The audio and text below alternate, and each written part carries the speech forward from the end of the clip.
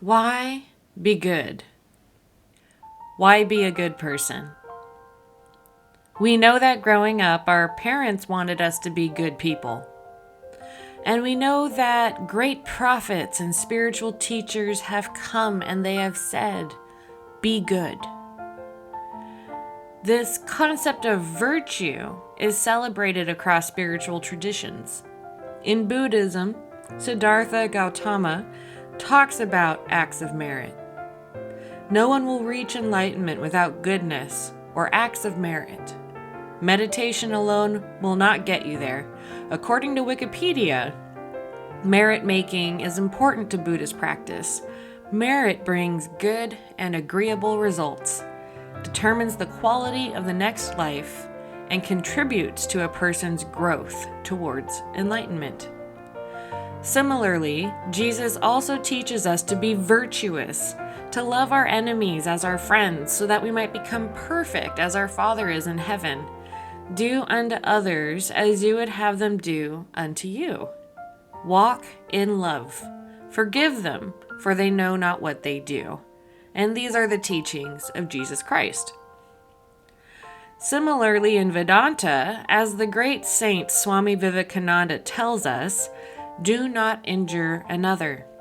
Love everyone as your own self, because the whole universe is one. In injuring another, I am injuring myself. In loving another, I am loving myself. And then we have Taoism. In Taoism, it is said that those who attain the Tao have a character of great virtue. According to chapter 21 of the Tao Te Ching, great virtue is obtained only by following Tao. Or in another translation, a virtuous person comes into being only according to the Tao. So virtue corresponds with following the Tao, and virtue arises when we live in accordance with the Tao. So it would seem that great spiritual teachers spend more time speaking of virtue, acts of merit, and being good than anything else. As you know by now, this podcast seeks to unveil the secret, hidden spiritual kingdom in which we dwell, so that we might understand the laws of the unseen spiritual world that exists around us at all times. Knowing these laws will benefit us. So it would seem that in the hidden spiritual kingdom, being a good person is much more important than having psychic ability. And in fact, all spiritual power comes from virtue. That's right. Spiritual power does not come from innate psychic talent bestowed to a gifted few. Spiritual power comes from virtue and purity. In truth, we are not separate from anything around us. On the level of consciousness, everything is one, just as described by Swami Vivekananda. But we do not experience the world this way in our everyday life. Because the eyes are always pointing outward, we see a world of distinct objects: buildings, furniture, trees, animals, me, you. But hidden within the physical world is a secret world of energy. And deeper even than the world of energy, we find the most subtle force of all: consciousness. No matter what you do, and no matter who you are always, every second of the day, engaged in this ocean of consciousness and primordial light.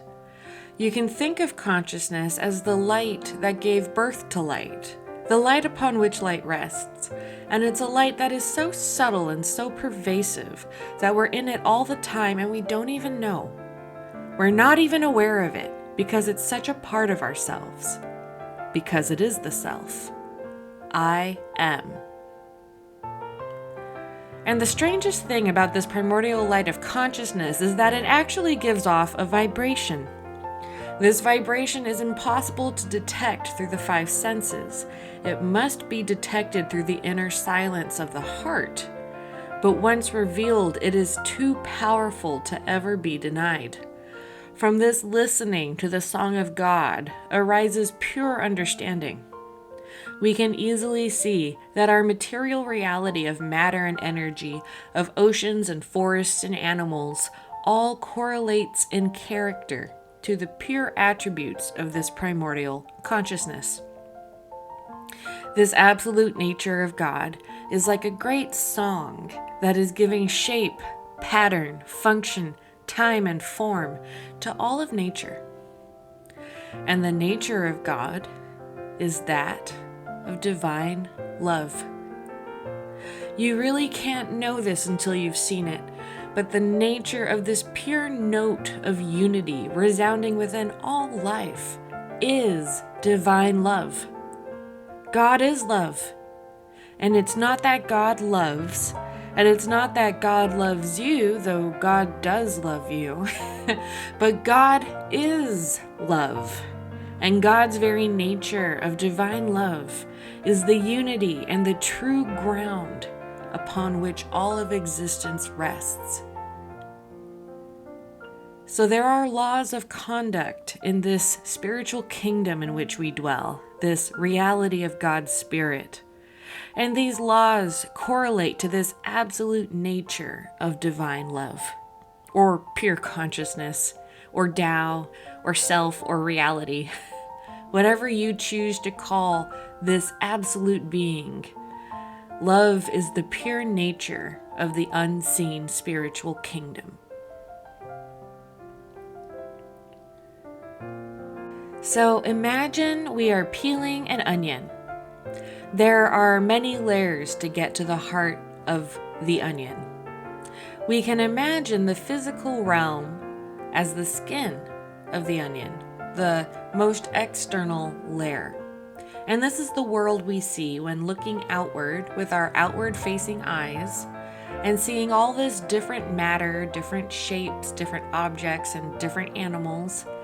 And each animal or every rock and every star is uniquely distinct, seemingly at odds with all of the others around it. And if we're only paying attention to the physical realm, it really doesn't make a lot of sense to be good. We live in the inverted tree, and what this means is that true reality that is grounded in God's nature is hidden from us. The world is inverted. So in this physical, obvious, material reality on the very surface of the onion, the world of oceans and stars and cities and 9-to-5 jobs that we're most familiar with, what's best for our spiritual well-being is predictably the opposite of what everyday society asks of us. So if we're only living in the physical world, what we see and experience is a world where might makes right. Power, money, and ethical corruption seem to gain us privilege and status. But we don't just live in the physical world. We don't have a choice between material or spiritual. It's all here right now. And it's all happening right now. You can choose to perceive life purely through the physical world and live in this kind of delusional reality, which is only defined by the bounds of the society we live in and our sense of personal destiny.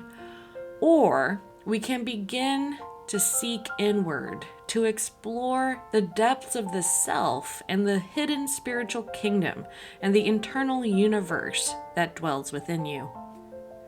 And as you adopt a spiritual practice and as you begin to do good in the world, you will see something miraculous begin to happen. You will see that this spiritual kingdom will actually begin to move. You will find your mental state brighten and your heart heal, and you will feel happier. You will become more calm and peaceful, and your relationships will improve. From that, ripples of positive karma will spread out through the community.